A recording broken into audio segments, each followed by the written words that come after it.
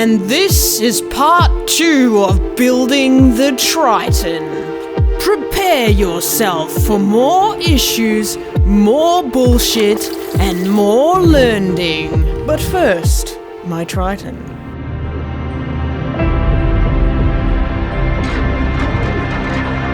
Slowly, my Triton is starting to shape up into something. And this Triton is most definitely no off-road virgin anymore.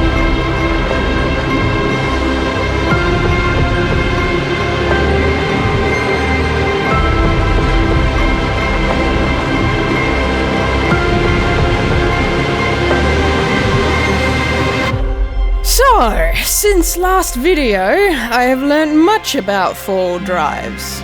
I will have to say though, you get a lot of reactions being in a Triton when you're off-roading.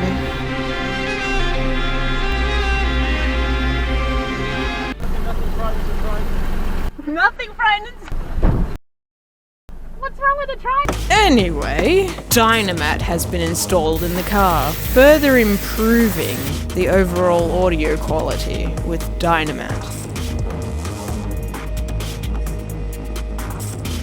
More fucking around with cabling and installing the tweeter amplifier. This little amplifier will help take the load off the head unit and help with the sound quality. And a little before and after, with and without Dynamat. It certainly makes the car sound a lot more quote-unquote luxurious.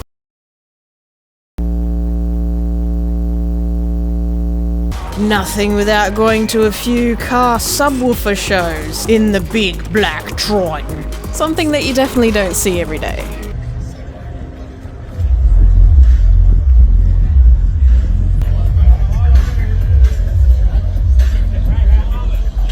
And nothing without taking advantage of an opportunity.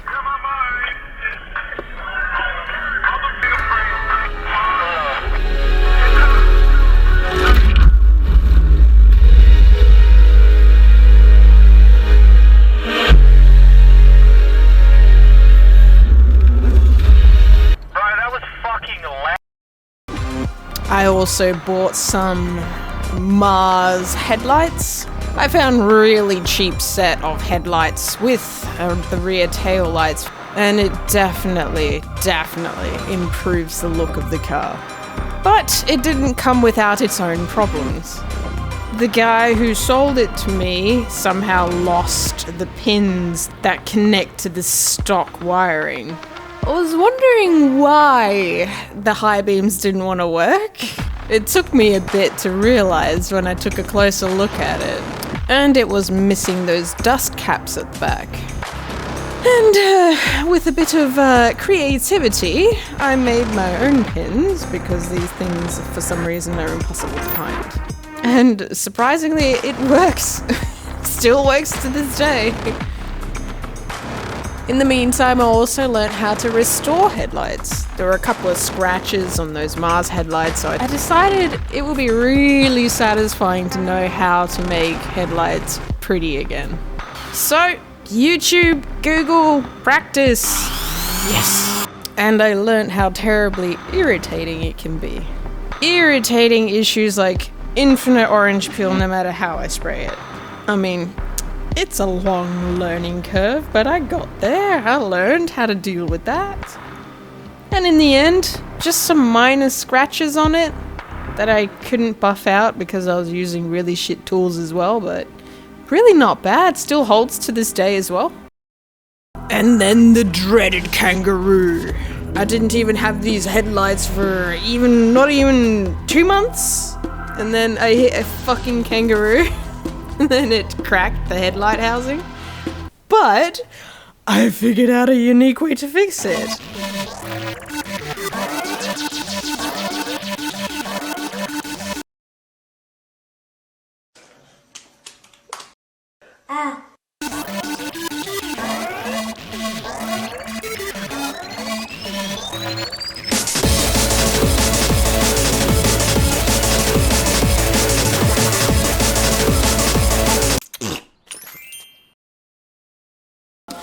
And don't get me started about the goddamn leaking radiator issue. Not one, not two, but 3 fucking leaking radiators. My stock one, and then the brand new Koyorad one, and then another Koyorad one after that. I literally just found some shitty stock radiator from the wreckers and just slapped that back on. I tried to figure out why the hell it was leaking the exact same spot on all 3 radiators, but I couldn't find any conclusive answer. So, here comes the part that we've all been waiting for. Remember that 4-wheel drive mechanic that I mentioned in my last video? Remember how that was the highlight of the video? Well, it never ended. The shit from them never fucking ended. I wasn't going to them anymore, right? But the problems from their work kept showing up. The surprises never end. Example, spaghetti. 4-wheel drive mechanic, spaghetti. This happened to the balancing belt. But how? Why would this happen?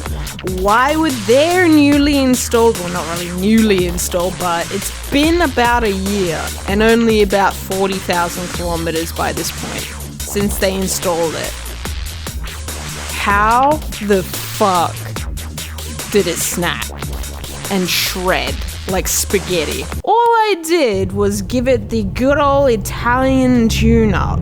First gear, second gear, then into third gear, reached about 3,500 RPMs, and then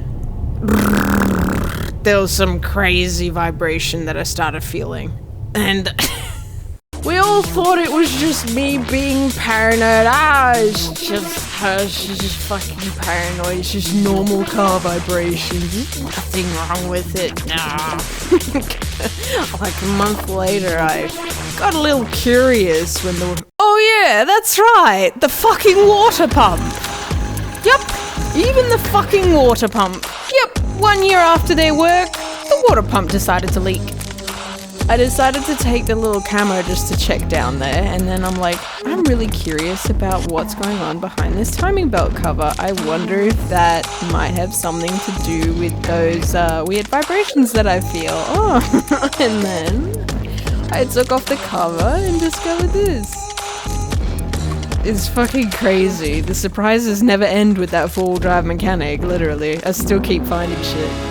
Oh yeah, I didn't even mention the fact that behind that timing belt cover, the camshaft seal was leaking too, which I have heard is meant to also be replaced when they do the timing belt. Also, I found that there was a bunch of grease just splattered everywhere underneath the car, and I discovered that they nicked the prop shaft somehow. I do believe that I forgot to say that in the last video. Oh, yes, just wait a second. There's more. There's more about the 4-wheel drive mechanic. I forgot. Yes. Remember the intercooler that they installed? Yes. Even the intercooler that they installed. Yes, even that they managed to fuck up, right? So the way they installed it, the hard pipes would touch the metal, as you can see here, and as the car shook under its own engine running vibrations, those pipes would slowly keep rubbing metal on metal, and then eventually ending up in beautiful deeper cuts. Thankfully, I don't think it's gone all the way through. They offered to fix this, I'm not sure if I mentioned this in the last video, they offered to fix this by putting plumber's tape around it and silicone.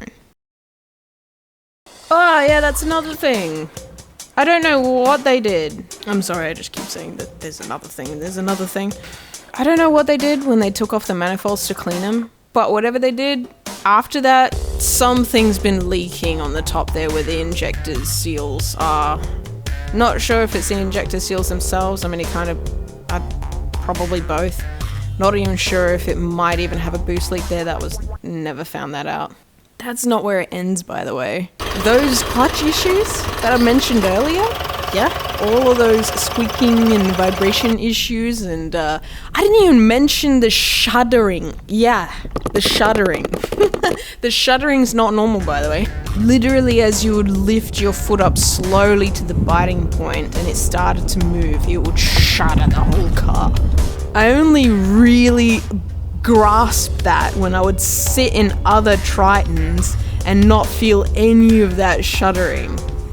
I've been having this shuddering since day one of their clutch install, but I never mentioned it in the last video because someone led me to believe that this was just the new torque in the car from the tune.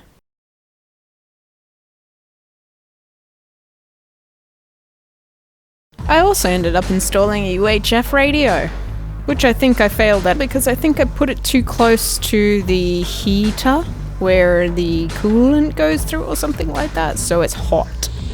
And I think I killed it, but I'm not sure because it kind of turns on and freezes at the start screen. Come down, just make sure you come down straight. Alrighty. 10-4, Big Daddy. It's a 10-4, Rubber Ducky. I also installed my dashcam, and not long after, the bass killed it. Yeah, you heard me. The bass in my car literally killed it. The little pins in the wire literally got destroyed from the vibrations of the bass. So I just had to do up the wiring again, and this time I put plenty of Dynamat on it, and it's actually working. It's been about a year like this, and it hasn't died yet. I also did the brake pistons on my black Triton because one of them had a torn boot. So that was an interesting experience. I didn't really want to do it, but I got a bit of encouragement. So I ended up doing the extended brake lines. Look at them, they're all pretty and blue, and I don't like the color, but I don't care, whatever, fuck it. I also did the rotors because they were a bit warped. Ended up having to do the rear drums because it was metal on metal. Because I was going through my first few muddy off-road puddles, which basically accelerated the destruction of those poor drum pads. And I have learned that drums are fucking shit, and you have to keep fucking adjusting them, or is it me? Am I doing something wrong? I don't fucking know. All I know is it's a fucking pain in the ass, and that it has to be adjusted like every fucking week at this point. And yeah, I probably couldn't have done half this work without having an actual workshop, which since last video, I got this amazing workshop that I could utilize. And of course, learning from my dad and mechanics.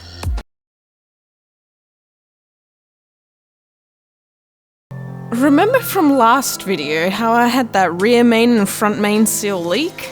And I guessed it might have been the catch can? Well, now after some research and experimenting with some different methods of crankcase ventilation, I discovered there's probably a 99% chance that the catch can is the cause of those leaks. Now, the catch can that I had that caused the leaks was a HBD catch can, but I'm not sure if this will be the same for other brands of catch cans, but listen up. Over the course of about 50,000 kilometers, I had my car venting to air, and then for about a month, I had this little filter on it. And then after that, I went back to venting to air. I didn't have any leaks with the venting to the air, but 1 month after having this filter on it, caused my rear and front main seals to leak again. Yes, just like the catch can, this little filter made it leak again. And then as soon as I took off that breather filter, the leak basically completely stopped.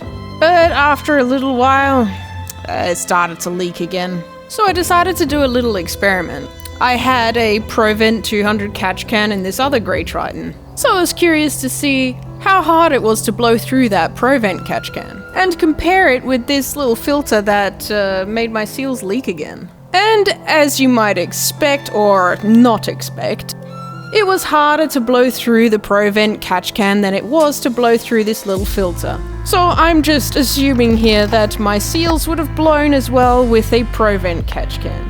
And that little overpressurizing vent that's supposed to release when too much pressure is in the crankcase, it takes way more pressure than it did to blow through this filter. that made my seals leak. Way more pressure. If the leak immediately stopped as soon as I removed that filter, that tells you that that filter caused increased crankcase pressure. So I guess just think about it. That's my little experiment. Redirecting the breather pipe entirely, not having a catch can on it and not having it back in the intake and not having any filter on it, the turbo significantly reduced in the oil leak that it had. And I mean, look at the difference. Even turbo was almost completely dry, but it seems like there's some oil residue left maybe in the intercooler because the throttle body side was still caked in oil. And if it weren't for that piece of shit catch can, I probably wouldn't have had to pay the exuberant amount I did to fix the seals.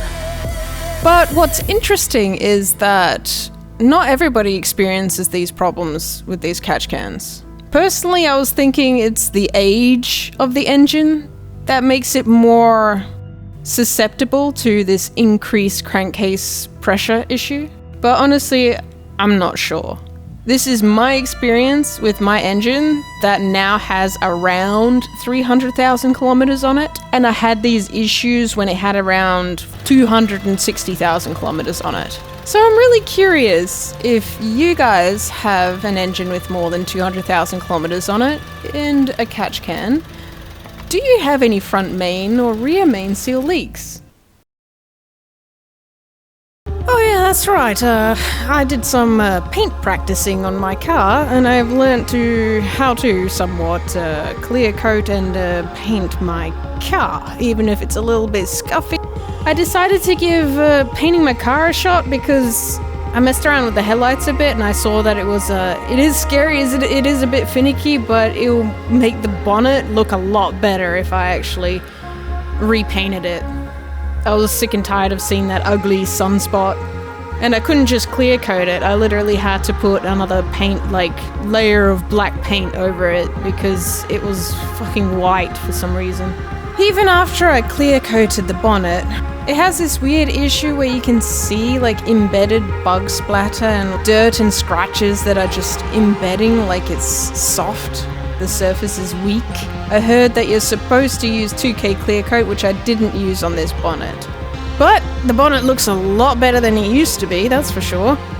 I also messed around with painting the chassis, painting the control arms, painting little bits and shit underneath the car, just for the shits because it makes it look prettier. And like the idiot I am, I kind of booped the rear end of my car on the garage door when I was trying to turn it around and position it for the hoist. So that was an interesting learning experience where I discovered that you can't really blend two clear coats. I think I had the wrong type of clear coat. Not sure if 2K clear coat would have worked in terms of blending it in, but no idea. Aside from painting, I also learned a bit about waxing and polishing, and I make my car look pretty.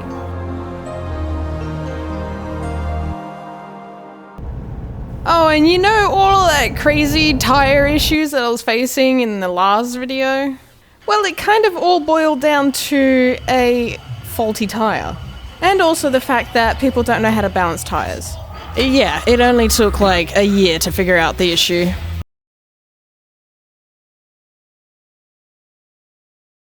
I finally broke the shitty IFS CVs.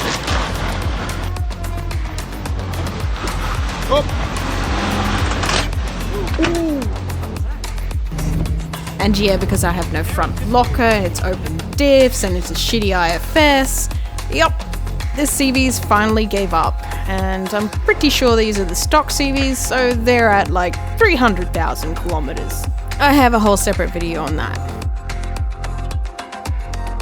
So that was my first experience replacing my CV axles and rebuilding a CV axle, by the way. Well, one wasn't entirely broken, but it was, yeah.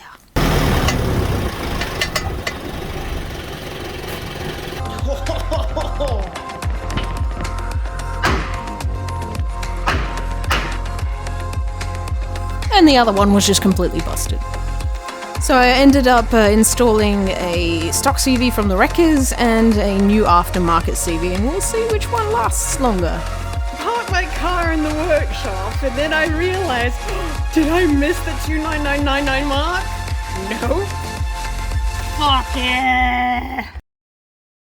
Oh, and right before Halloween, I really wanted to mess around with that idea of those dragon scales that I had in that one video, and many years ago, I saw these amazing sculptures made out of like bicycle tires and shit, and they look fucking amazing, and I'm like, I could use this for those spikes and shit on like the flares of this car, that would be cool.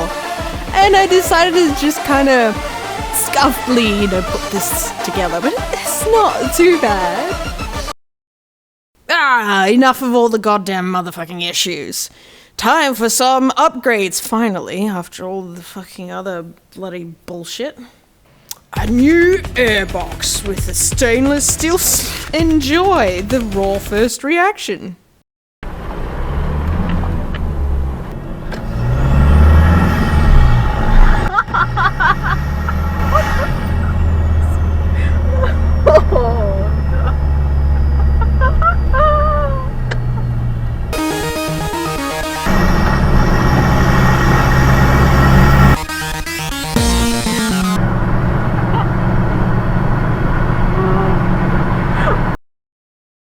For what's to come next, I needed a stainless steel snorkel and a custom airbox, so... But of course, even the upgrades that I get to this car can't be without some kind of fucking issue. The paint... Yeah, they scratched the paint where they installed the snorkel, and they decided to sand the living shit out of it until it's basically on the thinnest layer of clear coat. You can see the white underneath. Not really a perfect cut either, but... And I'm really glad that they changed those pop rivets to actual Allen key bolts. I mean, hey, at least they tried to fix their scratch, but yeah. And I also noticed with this wonderful gift, I can now hear boost leaks! Yay!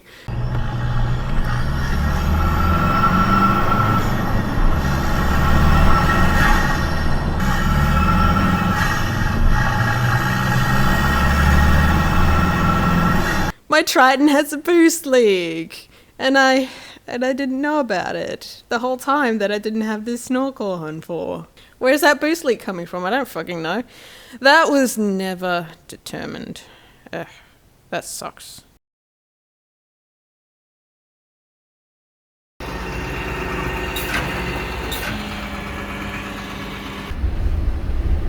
My Triton decides it wants to take a little rest. Well, I don't blame it. I was having a lot of fun that day, so...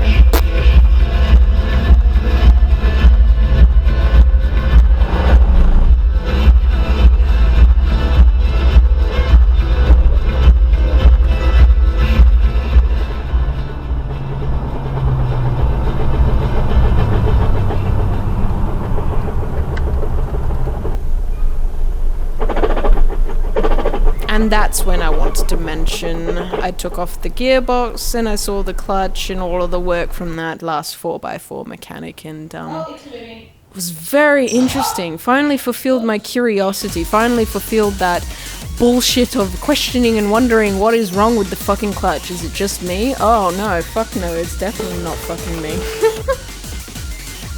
Look, as much of a bimbo as I am, I know I'm learning, but yeah. So, the result of all that crunching noise was this.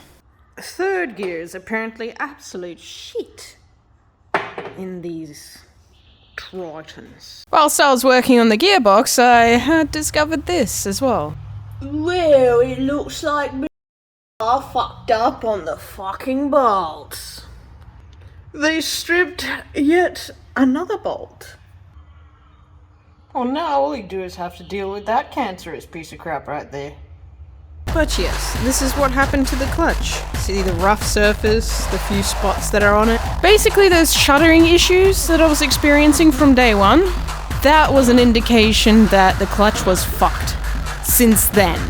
So what I heard is that, as you can see here, it only had about 3 points of actual contact where the clutch disc would grab. I have somewhat come to a conclusion where I think that this full drive mechanic, they may have over-greased the bearing and splines, resulting in the grease slowly trickling down and reaching the clutch disc, and that being one probable cause for some of these issues. Another cause is the dyno run tune that they did right after installing the clutch. When I showed the images of the clutch and the clutch disc to Clutch Pro, the extreme heavy duty Outback clutch people, they told me they suspect that the clutch was not bedded in enough. So I highly doubt that within that week they actually bedded in the clutch, because you have to do 1,000 kilometers of normal driving before you actually do any heavy driving to the clutch. I was wondering why the clutch started to smell really easily, and I learned later on that it was slipping. The clutch disc from time to time was slipping. So basically, I was driving with a fucked clutch from day one and never got to experience the beauty of having a proper functioning clutch. Besides my old stock one, of course. And now, after finally having the experience with this other Gray Triton, I finally see what a normal extreme heavy Outback clutch is supposed to fucking feel like. And it is a massive difference. The transitions and gear changes are seamless. And when I do the exact same things that I did in this Black Triton, there is no smell whatsoever. And those squeaking noises? This is probably one of the causes. That's exactly how it was when I took it out of the gearbox, completely dry. And thanks to Luke Crane, he rebuilt the gearbox. Because these gearboxes have a known third gear issue, and that's exactly what happened to my gearbox. Grindy third gear. After my gearbox installation, well, there were a couple of leaks, so I didn't replace the prop shaft and the tail shaft seals in the transfer case properly. So I failed in that. I can only scream at myself and complain about myself now. Sadly, I didn't get footage of the metal where the seal sits being nicked. But I think I put the gearbox and the transfer case together properly. Not 100% sure if that's leaking or not. Did you know that the 2014 and 2015 GLXR Tritons generally had the black interior? So instead of that boring grey, I decided to buy a couple of interior panels to switch up into black. And it's definitely a lot nicer. One of the biggest mysteries with this Black Triton is the mysterious, sweet-smelling exhaust gases. So pretty much the entire time I've had this car, it's had this odd, sweetish smell, which I've heard is a sign of coolant leaking somewhere. The issue was never figured out, but there are possibilities such as a leaking EGR cooler, or possibly a leaking head gasket. But I could really conclude that it wasn't normal after the experience with this Gray Triton. I do not smell anything like that.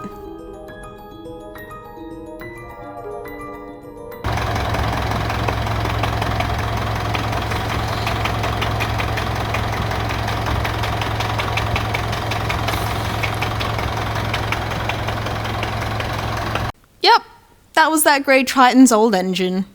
And yep, it was choo-chooing through the radiator. That is what a completely blown head gasket looks like. But anyway, the Gray Triton's clutch.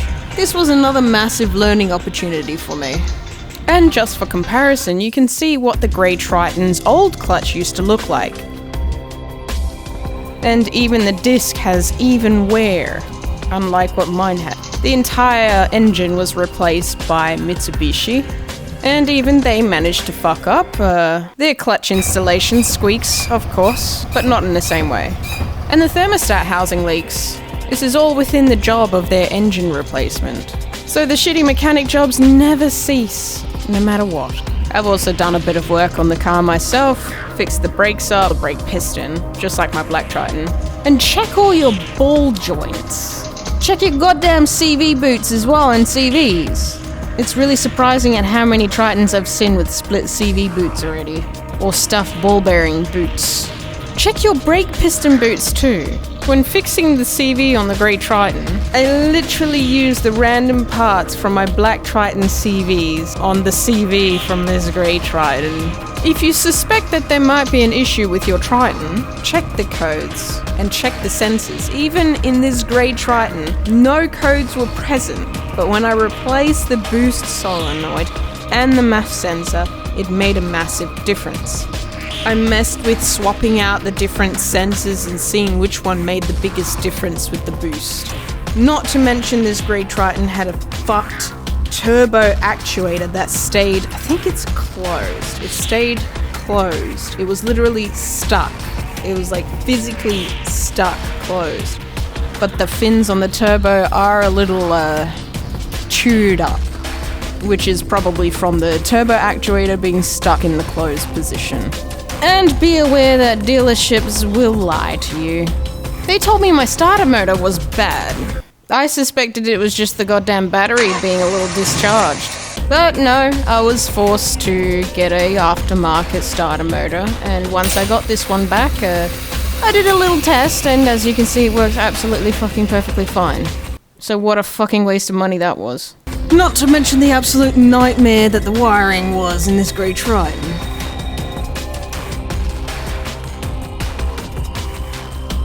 And basically this is what happens when you don't wash your car after going on the beach or in seawater. This is the kind of shit that came from the chassis.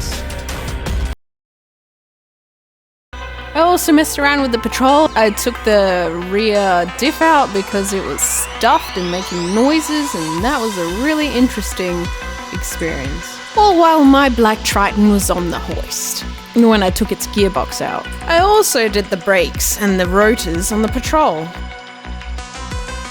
And I seemingly randomly fixed this camshaft sensor error by taking the sensor out and putting it back in.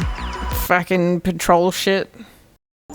I hear many people complain about bad fuel economy. Tritons are generally supposed to have something like 8 liters to 10 liters per 100, and people get like 300 kilometers on a tank or some shit. And some people think it's because of the lift and the tires, but this Gray Triton and my Black Triton both have 33-inch tires and a 2-inch lift, and they both get something around like 9 to 10 liters per 100. And I'm not trying, I'm literally just stepping on it however I like. And yes, the Gray Triton has a fresh engine, but my Black Triton had a tuned like 300,000 kilometer engine on it, and it still had good fuel economy. Although I'm not 100% sure on all the factors that can affect fuel economy. That's why just check all of your sensors. Even if there are no codes, there's still a possibility that some of the sensors are messed up. I mean, the only way to really check is by swapping them out. That's if you can be bothered. And the boost leaks. And a whole bunch of other things. Which boost leaks is another big thing that I've learnt, even from past video, that when your intercooler pipes aren't properly strapped down or have rips, you will have boost leaks, and that will also affect your fuel economy and everything else. For example, on the Patrol, the boost sucked, and then we discovered there was a bunch of boost leaks, one being through the boost control solenoid, and another one was on the intercooler. Things that you can't actually see with the eye until you do something like a smoke test. Thanks to Luke Crane for doing this smoke test to the Patrol. But I'm also a serial MAF sensor cleaner, so every time I go off-roading and it was a bit of a dustier trip, I just clean the MAF sensor and the air filter. Not sure if that makes a difference, but maybe. It always makes a small difference in performance, so I'm really guessing that it does something. And this Gray Triton also had a boost leak coming through the boost solenoid as well, because of the vacuum. So all of these little things make big differences in how your car boosts and performs. If you have a messed up sensor, it will read things wrongly within the ECU, and then you won't get the correct performance out of your vehicle. And once again, I am not a mechanic. Do your own research, or find a trustworthy mechanic. And thus far, everything has been a great learning experience. I have learnt an unbelievable amount.